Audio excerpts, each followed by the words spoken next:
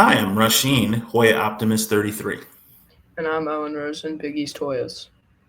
Today we're handing out awards at Bleeding Blue and Gray. Here are our predictions for next season, and we're going to find out who are the Hilltop Heroes.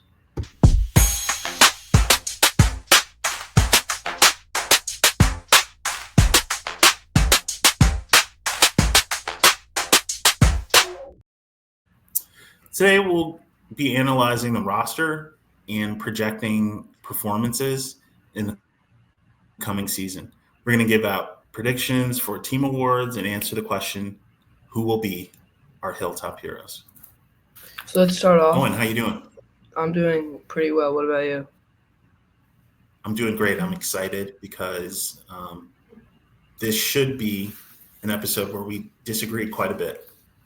Yeah. And I'd love to hear what your thinking is on these things, and hope in the comments that fans will write their own top five or starting five. So who's your Hoya of the year to start for our first award? It's going to be our point guard, Malik Mack. And I think he's going to average around 14, 5, and 3. Mack is the key to the 2025-2026 season. He has to have a good year for us to make the tournament. I really think it's in him. He looks bigger. He looks stronger. He's learned a lot from being in the Big East for a year. I think he is. I think he's the key. I think he'll be the one. What about you? My Hoya of the year is KJ Lewis. And the reason why it is KJ Lewis is because he's transferring from Powerhouse, Arizona this offseason and is set to become the face of Georgetown basketball this season. He brings the intensity, defensive toughness, and real scoring ability that we're looking for, and that Micah Peavy also had coming into Georgetown last season. He averaged 10.8 points per game last season, along with 4.6 rebounds. And with a full offseason under Ed Cooley, I think he's going to thrive in this system, and he's going to bring the energy and grit that Georgetown uses and plays with. And he has the athleticism to just dominate on both ends and the leadership qualities to carry the Hoyas when it matters most and teach our young players how to ball like he did at Arizona. I think this season he's going to double his scoring numbers. I think he's going to average 20 points per game, Double. three He's going to assists, double. double. I think he's going to get to not. He's not going to get to 20. I think it'd be 22 if he is fully doubling at 21. He's going to get to 20 points a game, 3 assists per Wait, game. how many shots do you think he's going to get a game? I mean, I didn't look at what he got last game, but last season. But I think that this year he's really going to be being dependent on when it matters most to get a defensive stop, run down the court, and get a quick dunk like Micah Peavy used to do.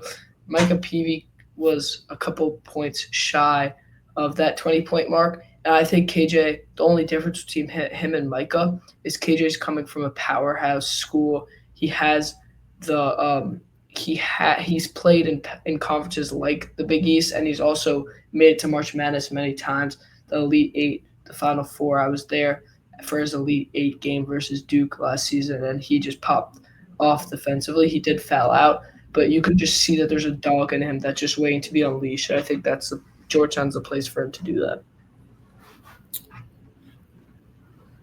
What about your sleeper of the year? So my sleeper of the year is coming from our Big East rival, UConn. His name is Isaiah Abraham. And the reason why Zay is my sleeper of the year is because he's not getting national attention early or really any attention from the transfer portal like 24/7 Sports or anything like that. But also, I don't see Georgetown fans or accounts talking about him as much as they need to be. I think his impact is definitely going to be felt on this team. I think he's a high motor wing who knows how to defend, rebound, and play with purpose, but also knows how to score, get over that rim, and lay down a flashy dunk. I think he fits Cooley's mold. He's tough, physical, and unafraid. And last season, despite being a top 100 player in the 2024 class, he only appeared in 9 games, averaging 3 minutes per under Dan Hurley. I think he's putting in the work this offseason to develop minutes under Ed. I don't think right when we start he's going to be getting those minutes, but I think he's going to be able to develop a rotational role this offseason off the bench where he's an eighth, ninth man, one of the last players off the bench, but will still be getting minutes. And I just think he's ready to prove Dan Hurley and all of UConn wrong, which many players don't usually do. But I could definitely see Zay being that one who shows that he's going to be the sleeper this year and ball out for Georgetown. Who do you have? For my sleeper, I have Kayvon Mulready. Now, don't laugh. I know that's not a very popular choice, but I'm high on him. I think he'll make a jump in his sophomore season. I was really happy that he decided to come back, even though he at first left. I think that shows a level of maturity. I think he's going to be motivated to prove that he wasn't, he's not the player that we saw last year. He was a top recruit and probably the best player in Maryland. And I think he has pride and wants to show everybody that he's still got it. What I would love to see for him is to use his excellent on the ball defense to help the team, and then get some steals and get buckets in transition. I don't ever think he'll be a good offensive player, but I think he can be a solid rotation player who gets transition buckets, plays hard on defense, and just is a great teammate. Everyone seems to like Kayvon. Yeah, I mean, you've been talking about Kayvon a lot, which makes me feel that like he's gonna own up to it because when I hear so many people talk about a player over and over again and just name great things that I don't really like hear myself, it makes me pretty high on them. For example, Kayvon, I knew he entered the transfer portal and came back. I didn't really think anything of it, but now that I'm thinking about it, no one comes back to sit on the bench. He's going to have a role on this team, whether it's the second or third point guard or shooting guard. He's going to play, and I can't. That's a great point. Yeah, I can't wait to see him just ball this season defensively. Hopefully, he gets into offensive rhythm this season, being able to shoot the ball. But I'm very excited to see Kayvon play. So now our next award is the most improved player, and I don't think there's anyone else who, in my opinion, would deserve this award this year. With the jump I'm expecting this man to take, it's the hometown kid, Caleb Williams. And the reason why Caleb is my pick is because it's not just about the stats. He obviously didn't have the greatest stats last season, but he's going to have a role, he's going to have confidence, and he's going to have a big opportunity this year at Georgetown where he's the clean-cut power forward number one. He's going to be balling, and he's just given an opportunity that we don't really see people get in their second year. And he's going to show – he showed lots of flashes last season. He showed his defensive toughness, his rebounding. He showed his willingness to do the dirty work for Ed. And I think now he has a year under his belt. He's more conditioned. He knows what he needs to do to succeed. He has a more clear spot on the rotation. I think it's the best possible chance for him to take a leap. I think he doesn't shy away from the physicality side of basketball that everyone needs, and he brings versatility at the four spot. He can also guard multiple positions, hit the mid-range jumper, crash the glass. And he may not be lighting up the scorers table every single night, but his impact is definitely felt, especially when it comes to winning plays.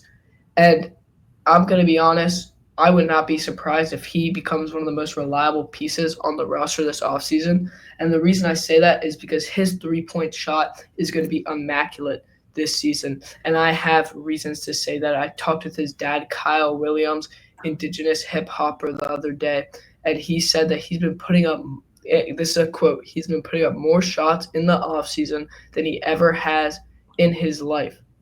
He put up 144 total threes and made 114 of them, which is 79% for the three-point line, which I think that's actually crazy. I saw a video of him shooting that ball. He sent it to me, Kyle. It just looked so pure. His form just looked so great, and it just looked automatic from three. He also told me that Caleb makes 400 to 500 threes a day, along with 150 free throws a day, 4 to 5 days a week, all summer long. And he also wanted me to point out that his tat game is updated and upgraded, and he's going to be very drippy this season for the Hoyas. Well, this is one where we agree for most improved Hoya. Um, I, like you, think he's going to make a big jump. I love hearing that he has been in the gym, putting in the work. I also spoke with his dad. I asked him if he was going to be able to play the four. He said he's going to play 3-4, and that he's a Swiss Army knife, which is exactly how I would describe Caleb Williams. He does a little bit of everything and does nothing but help his teams win. It's not flashy. It's not always even perceptible, but he makes winning plays. Yeah, I mean, I just love Caleb. I feel like this may be the hottest take, a scorching take. He's going to be on pro radars next season, NBA radars next season. He may not be Mm-hmm. here as a junior. He may be in the NBA. And if he's not in the NBA as junior year, I know he'll be in the NBA as senior year because he's putting in the work. Kyle also told me that he knows what he needs to do now. He knows how to succeed in this league. He knows how to succeed to make it to his goal of the NBA, and he's Mm-hmm. putting in the work to succeed. And that's really all you need. And I'm just very excited to see him ball out this season. Yeah, one of the things I love most about Caleb is that he rebounds really well. He's not that huge. He's 6'7", but he regularly snatches rebounds over much bigger people. Um, like you talked about his shooting, I think it can only get better. Although he wasn't bad last year, he shot almost 33% from three as a freshman, 33% being like college basketball average. So that he's putting in work is really exciting to hear because it would be great if it went up. Obviously, he's a team takeover guy in Sidwell, so he's got a winning pedigree, and he plays with a lot of energy. I mean, he hustles his ass off and is always involved defensively. He's very active. And he also gets a lot of steals. So there's not much not to like about Caleb Williams. So now we have our last individual award, which is not really an award, but it's more of a question. Which player on the Hoyas roster is going to have the most to prove, whether it's to themselves, to Georgetown, to the fans next season? Rashid, do you want to start? Yeah. My pick is Langston Love. I know a guy that you really like and have been high on for months. Why Langston Love? Well, one, he's been around a while, right? He's been around. Guys who are transferring in got something to prove to themselves and to their teammates. Um, I think we got to see him play. He's had some injury problems, so just staying on the court would prove a lot to everyone. He's got a lot of gifts. He has an awesome shooting stroke. He could give us the shooting that we lacked last year that will allow us to have better spacing and free things up for our guys inside. He's 6'5", 220, so he's built like a prototypical two guard from the NBA. Um, he's a really good secondary playmaker, which would relieve some of the stress on Mac. He's got defensive versatility. He can guard 1 through 3. He gets in the passing lanes. He averaged a steal a game last year. And I think he's pretty clutch. He shot 45% from three in the final 5 minutes of close games. So he can be a go-to guy. I mean, as ever, Langston is my favorite player on the roster this season. I don't think he's going to be our best player, but he definitely is one of my favorites. He shot 89.2% from the free throw line despite having injuries last season. I think that shows something that we very much lacked last season. We did not have someone who could go to that free throw line and make it every time. We had every game, close game, if we made our free throws, we would have won. And that's just something that you hate to see as a team because free throws are fundamentals. You should be easily making free throws. And to miss that many free throws, it's just sad. It ultimately ended our Big East tournament ride with a missed free throw. So you need someone who can make those free throws and is automatic from the free throw line. Mm-hmm. Um, my player with the most to prove is our new guy out of St. John's, Vince Uwuchukwu. And the reason why is because he was once a top tier recruit, which already has a lot of pressure, and he battled injuries and inconsistency his entire college career, along with a heart attack, which is obviously something that is very hard to come back from. We don't see many players be able to come back and continue to have the physical tools needed to play in the Big East. I'm very proud of him that he's still able to ball, and um, I think Georgetown is giving him a chance to reset, um, restart, and play meaningful minutes for a team where he has a clear role. It's either the one or two center. I'm not really sure which that will be. I have met the two, but I think that his ceiling is so high. It's all about just putting everything together.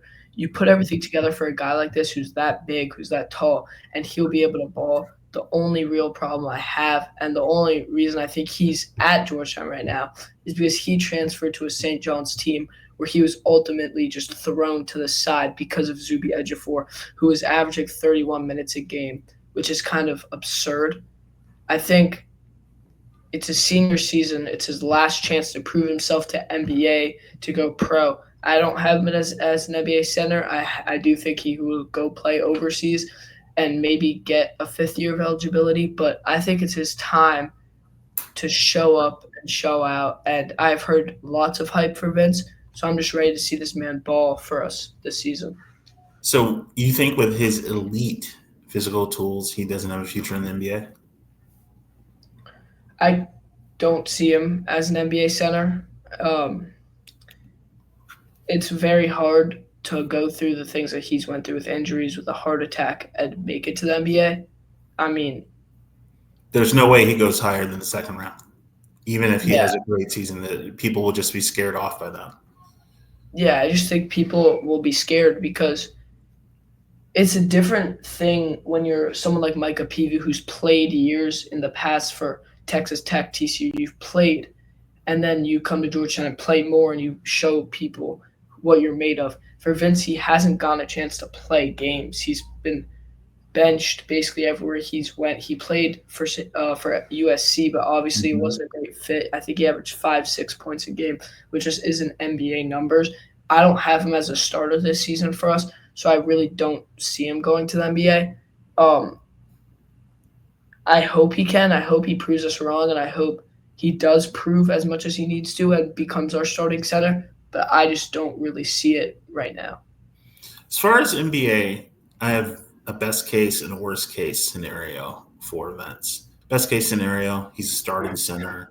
He's a rim runner. He's protecting the paint, and he's getting buckets in transition. And then my worst case scenario is that he's a backup center.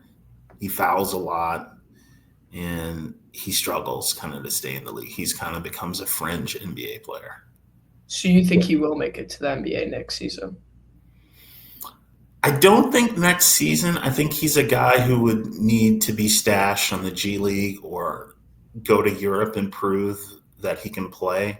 The NBA center position has probably changed more than anything in the last 10 to 15 years. Ben struggles to hit free throws. He's not – I mean, his defense relies more on athleticism now than smarts and positioning. And then he's got to be able to shoot. There's no NBA centers unless they're massively overwhelming or just really unique in how they're able to play below the rim. He's got to develop a 10 to 12 foot jumper so that people respect him on the offensive end. So he's a project player. I think if he does all those things, he's got an NBA career for a long time. But if he can't do those things, he's probably going to make a nice living overseas. So now let's go to the starting five. So first off, at point guard from Oxon Hill, Maryland, I have Malik Mack.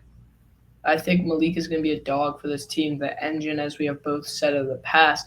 He's a leader for this team, for this offense. His creativity and ability to score from all three levels is going to make him a perfect player for this team. And I just don't see any other option to be our starting point guard and run the offense other than Mr. Malik Mack?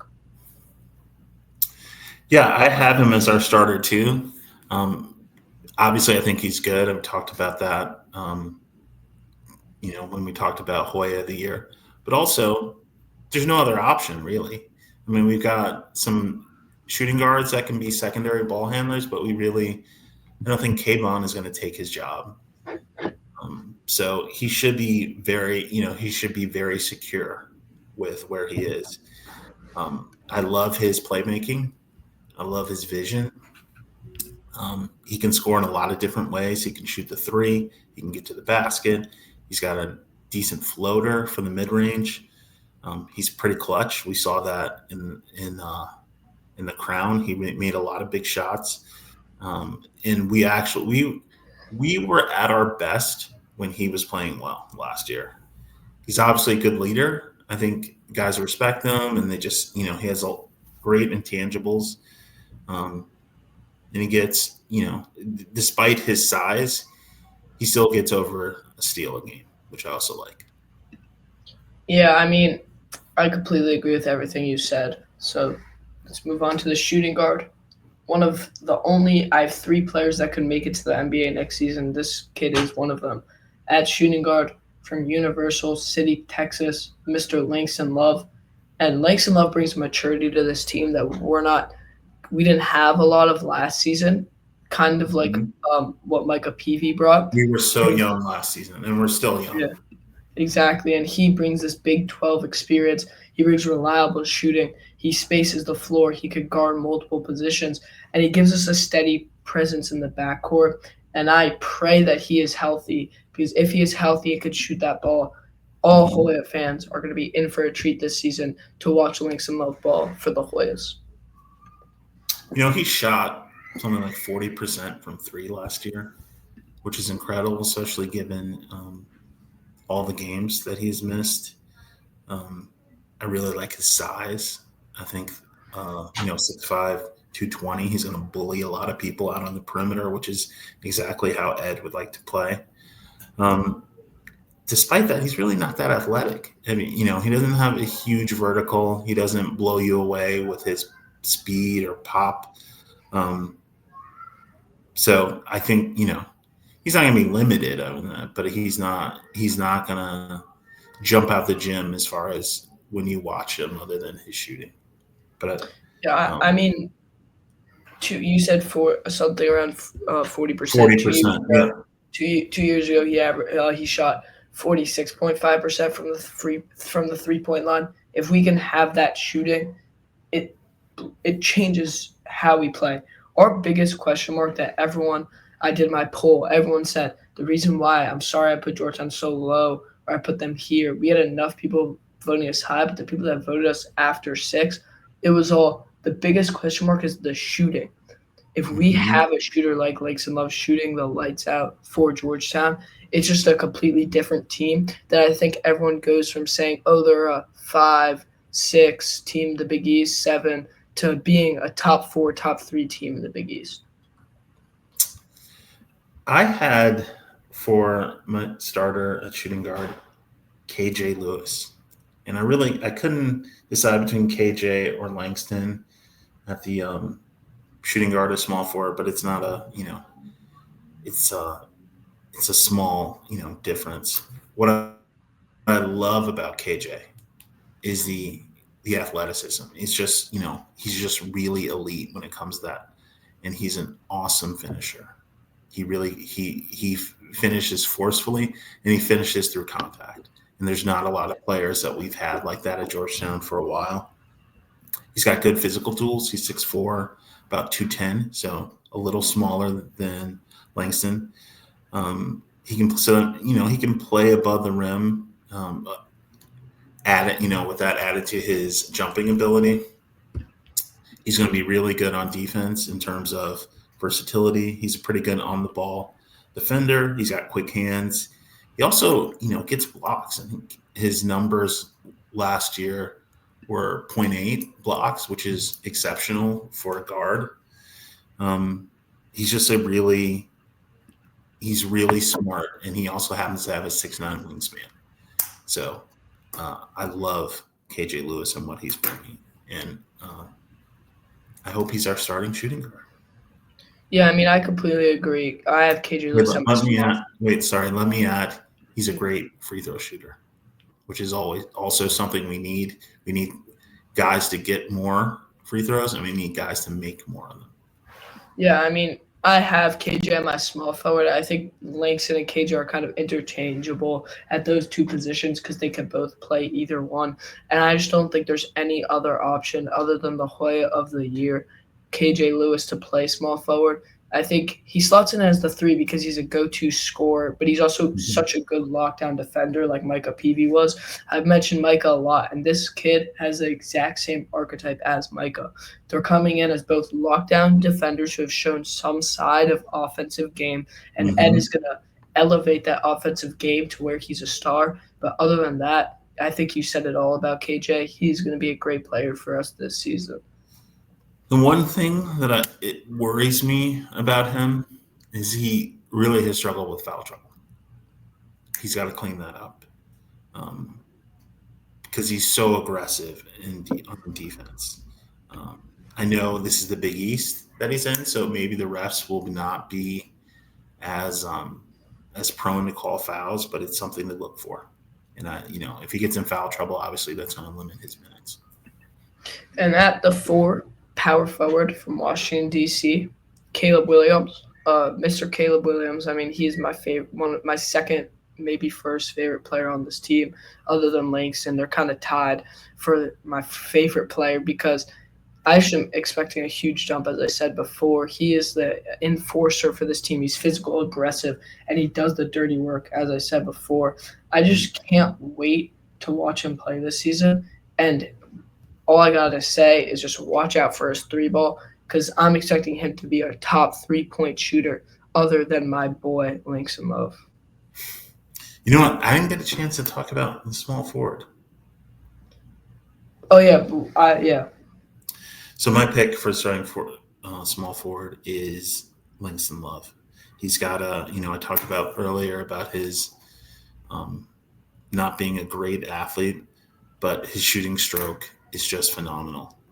Um, I mean, it's like NBA level shooting. He's a big dude. He's 6'5", 220. Like I said, he can give Mac some relief as a secondary ball handler. Um, I'm excited about him, but he has a similar problem in terms of foul trouble. He's very aggressive, and he picks up a lot of cheap fouls. So um, he's got to be smart about that. Yeah. Yeah, I completely agree. I love Langston, as I said before. If he's healthy, he's going to be great for us. At the four, do you also have Caleb, or do you have someone different? I do have Caleb. Caleb is my favorite player. I'm willing to commit to that, unlike you. Um, I expect that Kalen will be. I don't think he's going to be an NBA player next year, but I expect him to play the 3 or 4 and take away my worries about us not getting a good 4 in the off season. He's going to shoot the ball well, and despite the fact that he's not huge for people playing that position, I think he's able to bang.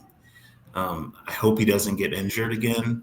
He sat out some games because of that, but he's a good rebounder. He just makes winning plays. I always feel more comfortable about how things are going on the court when he's there. So now, moving on to my center pick from Auckland, New Zealand, no other than the Big Juice.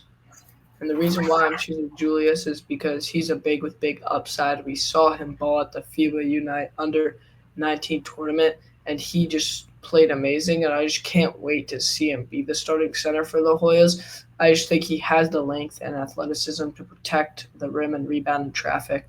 And I just hope he develops that consistency and becomes a defensive anchor for this team and also one of our better players. What'd you see at the FIBA under 19 that you liked about him? I mean, watching that game, I saw just his presence in the paint.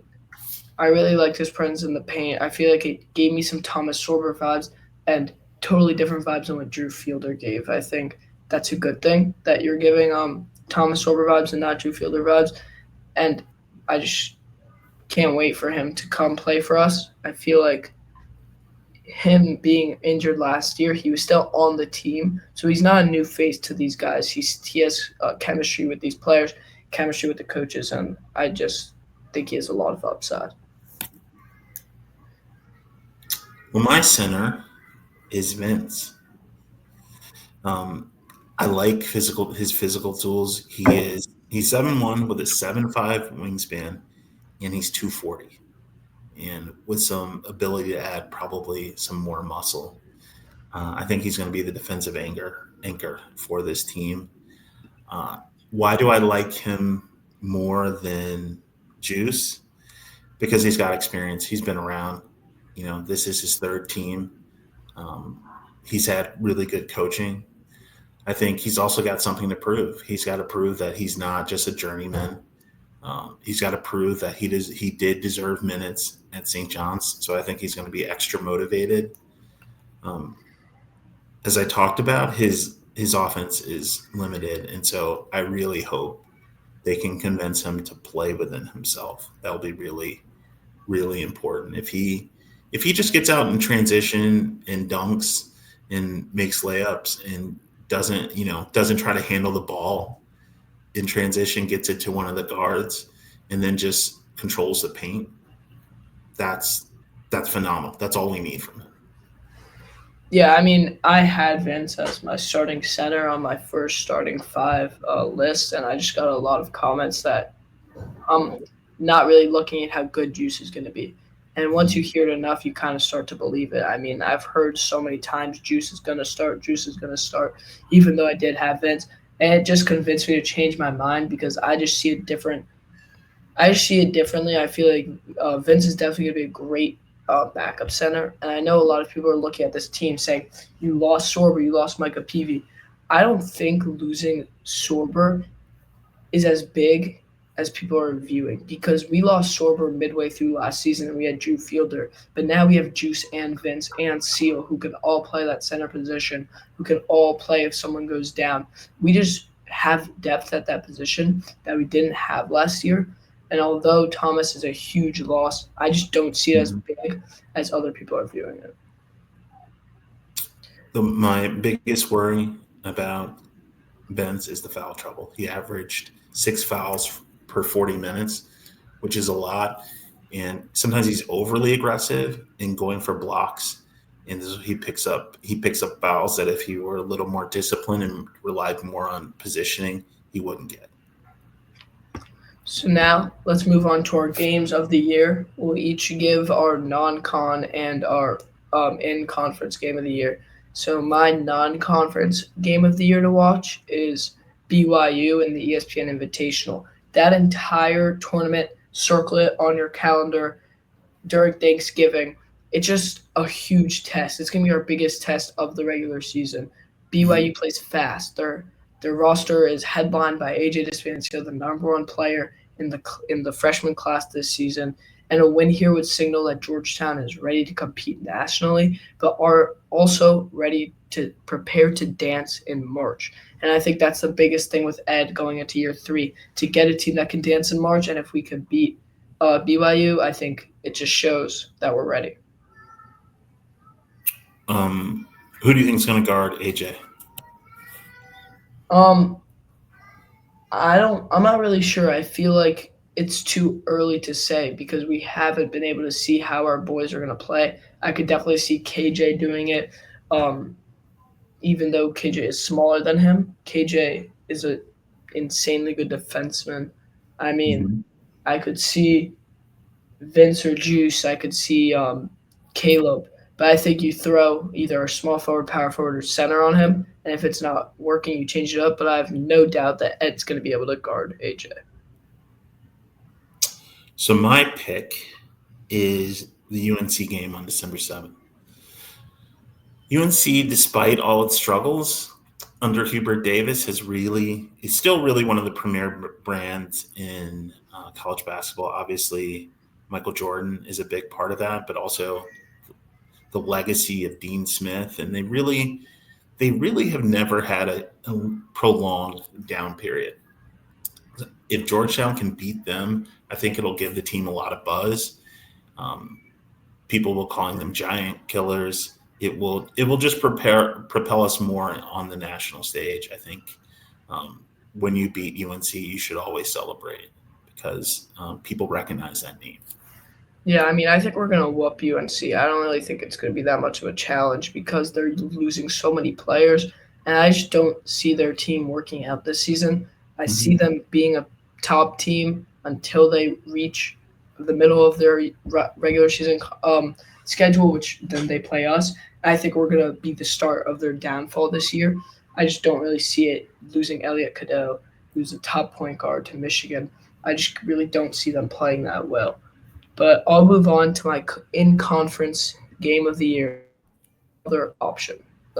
There's no other option than what I'm about to say, which is the Providence away on the road, because Providence built their roster this offseason since Ed leaving, and I can't wait for Ed to return to Providence with this group of Georgetown boys and just absolutely dominate. It's going to be an emotional and intense and highly anticipated game all around the Big East because we're both going to be top teams leading up to that point. But the thing is, we can handle that hostile environment, be high, and I'm so excited for Georgetown to just kill Providence. And I'm saying it right now, we're going to beat them by over 20 points. And the reason why is because this is a game where we're going to show we're not messing around. We're not messing around versus any team in the Big East, especially one that has the biggest hype and was voted John Ross sleeper team of the year. I mean, I don't see it. I think we're going to go in and kill them, and Kim English will be fired next season. And that's that. Providence is also my pick. Providence on the road. Why on the road versus here? Well, we already beat them by 20 this year in a very emotional game for Ed Cooley because his mom had just died. If Georgetown goes on the road and dismantles them, it will break the spirit of Providence. There's nothing better than doing that to a rival. They won't know how to do it. I'm going to be glued to Twitter that whole night because I just want to see the meltdowns and the crash outs.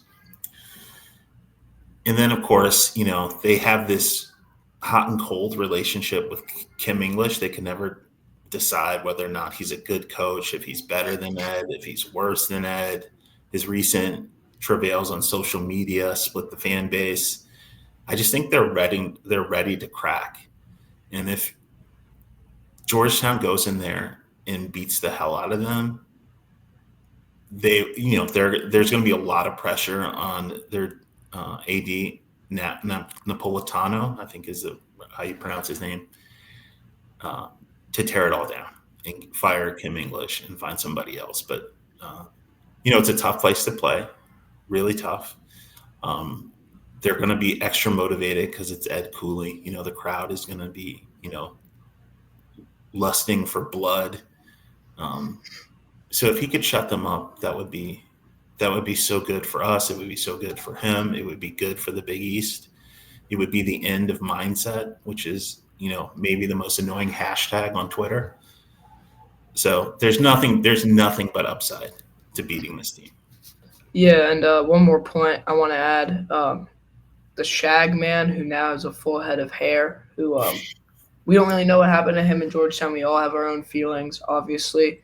There's his story, there's everyone else's story, then there's a truth. I think the truth is that he wasn't able to get into Georgetown.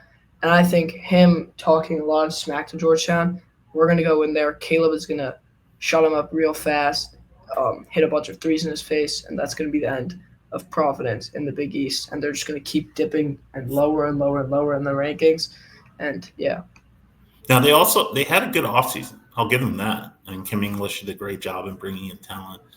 But can he get it to play in a cohesive way? We'll see. Well, that's all for this episode. Thank you for joining us on Bleeding Blue and Gray. Please hit the like and subscribe buttons. Also follow us on Twitter. Owen is Big East Hoyas. This podcast Twitter feed is Bleed Blue 1789, and I'm Hoya Optimist 33. Until next time, let's go Hoyas.